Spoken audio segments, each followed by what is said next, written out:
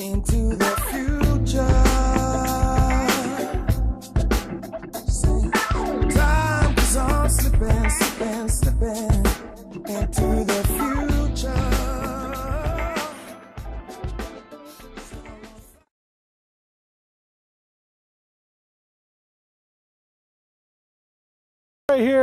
This right here is the shape of airplanes, of what an older, more conventional looking airplane is right here. These airplanes are actually very common. This is a very common look of an airplane today. And what it is it's got its little shape. You got the fuselage or the cabin where people stand, all the way back here to the tail of the aircraft as well as wings. It's still a little bit boxier compared to some of the newer airplanes that are coming out today, like this one over here.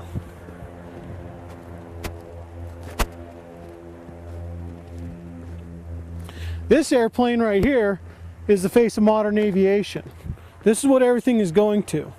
As you notice, compared to the boxier plane, it's come back, it's tapered quite a bit back here, and it comes back to be quite a bit narrower tail, and that's to reduce drag. There are actually 4 forces of flight in aviation: 2 negative and 2 positive. The 2 negative are drag and gravity. They are countered by thrust and lift. This plane right here, because of the reduced tapering, makes it so that it creates less drag, which means it requires less thrust. So this engine right here in this airplane is actually less horsepower than that other airplane, and their performance is very similar in what they can do. As well as it's easier to fly and control and handle and maneuver because of its shape and design. That's why these things are so perfect for this day and age. As well as with its modern cockpit screens, which is 2 computer screens, what we call a glass cockpit, this airplane right here performs better than most airplanes out there in the same category. It's a wonderful trainer. You get tons of experience. Airlines love the type of experience you get from its instrument gauges alone, let alone its performance characteristics as being a practical trainer. The advantages to having this airplane as a trainer is that you get because it's more fuel efficient, you get it for less rate than what you would other airplanes, and you get more out of it. So you get so it's a lot better package for everybody. As well as the fact that this airplane right here, as you know, there's no rivets on it at all in its shape. The reason why is because this airplane is made out of composite. It's composite material, whereas that old airplane that I showed you, that older one, is made out of aluminum and metal, and so it's going to have rivets in it. The beauty of that is that you get a plane that's lighter and stronger and is more resilient to damage, which makes this airplane also a lot safer than the old airplanes. So now we have an airplane that's more fuel efficient, safer, and much more fun to fly, which brings a whole new face to aviation where it's going these days. This right here is the cockpit of one of our trainers that we use here to train people on how to fly. This is a modern aircraft, but the gauges inside it are traditional, or analog as we call them, versus our new glass cockpits, which we'll show you later. The advantage to these gauges, or the advantage to this aircraft, is that it's made out of composite materials, so it's a lot safer to fly, much lighter weight, so it can reduce the forces of gravity, so it's easier and it costs less to operate it, which passes savings on to the student. This is the face of modern aviation as we know it. We have 2 computer screens that are showing us all the information we need to know about the flight. We have 2 screens and each one does something specific. This one over here is called your PFD, or primary flight display. This one over here is called the MFD, the multifunction display. And I'm going to go over each one individually. We'll start with the PFD. The primary flight display shows all the pertinent information from the old analog steam gauges. It shows our altitude right here, our attitude indicator in the middle as always, our heading indicator right below it as always, And over here off to the left is the airspeed indicator. Each one of these gauges does something different and unique, but what they've done is they've put them all into one right here in this little machine right here. The advantage to this is that it makes it easier to find out where you're at right then and there, which gives you the best situational awareness that we have. Over here on this screen right here, we have the MFD.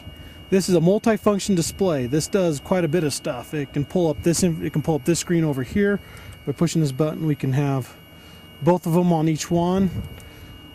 We could have this one has all of our engine instruments right here. We have our GPS outlet moving map. This airplane right here represents us, or the airplane that we are in right now. The beauty of this is that, or the advantage of this is that as we move, this map shows where you're at right then and there. Plus, this also gives us this screen also gives us information as to what our fuel consumption is, our ground speeds, our air speeds. It shows what our estimated time of arrival is. It'll show us all this information that we need. It also shows us airspace. Like you can see up there, that's a restricted airspace up there. If I range out even more, let's go the other direction. Yeah, see, that's all Salt Lake City airspace, and it's restricted, meaning you have to have permission to get into it. And this tells me all that when I'm getting up to it. We come down here, we can see Provo Airport right there. KPVU is its aircraft ident. Ours is U-77, that's Spanish Fort Springville. As you can see, we're right down here. We're actually parked off to the left of the airport. That's why we're slightly off to shows us slightly off to it. But all this information right here, or this map, gives us all the information we need to know about where we're going and how we're going to get there. And this one shows us where we're at right now at the time.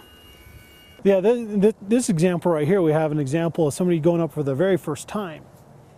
Now, right now, they're going over all the checklists, and they're viewing everything, and now they're getting ready to take off or start the engine.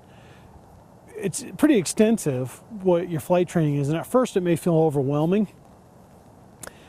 In this case, when we do an intro flight, we like to go over all the basics, so you get an understanding that there's a lot that's involved, but we also don't want to overwhelm you throughout your training.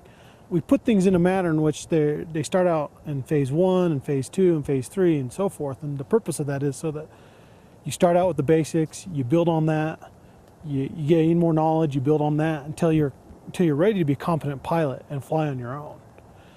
And that's what, and so right here is a perfect example of them. They're getting ready to start up the airplane. It's going to take them a while to get things going and to see how it is, but the whole purpose is so that you can go through all those different steps. And here we go.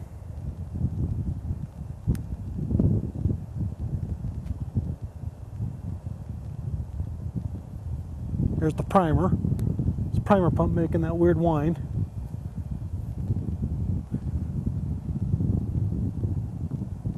It's primed. See the instructor who's sitting on the right side next to the girl.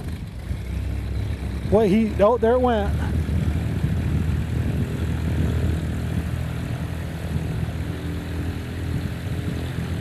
The instructor sitting next to the girl, he could easily do this and it would be going a lot faster, but the disadvantage to that is that you as a student wouldn't get the opportunity of actually doing it yourself and getting used to and comfortable doing it. So he's actually doing a really good job of doing that, making sure everything's fine.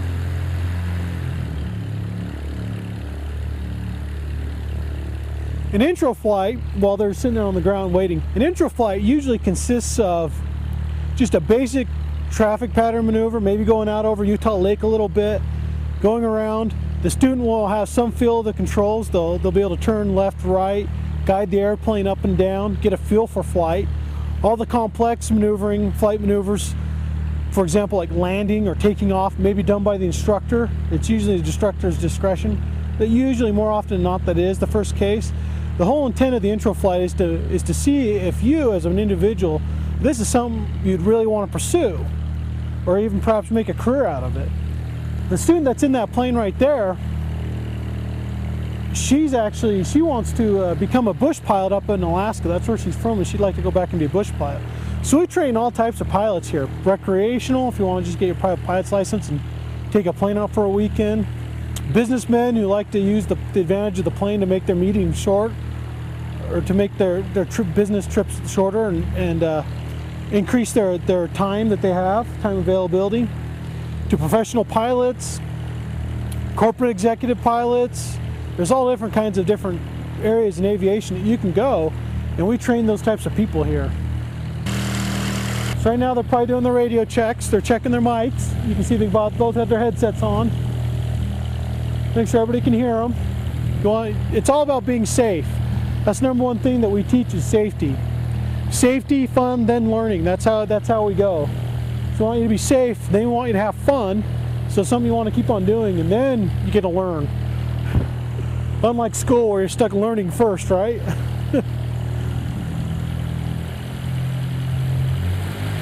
And here they go. They're going to taxi off now. They taxi right by us. Oh, gusto to get us going.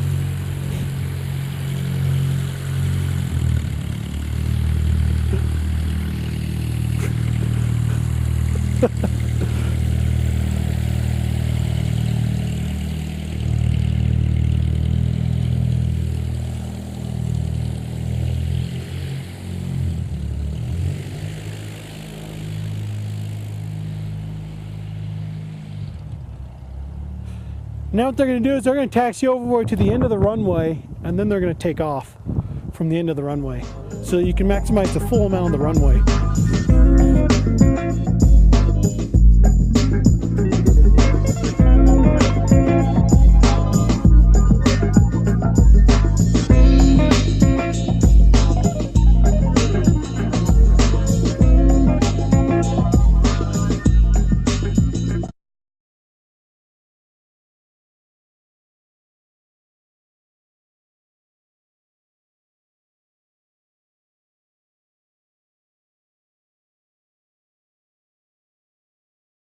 So how was your first time flying?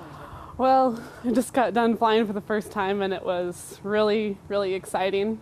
I've been wanting to fly since I was really little, and finally did it. And yeah, it was pretty sweet. We took off, and I was pretty nervous because we were just taxiing down, and I couldn't get it to go in a straight line down the middle of the runway.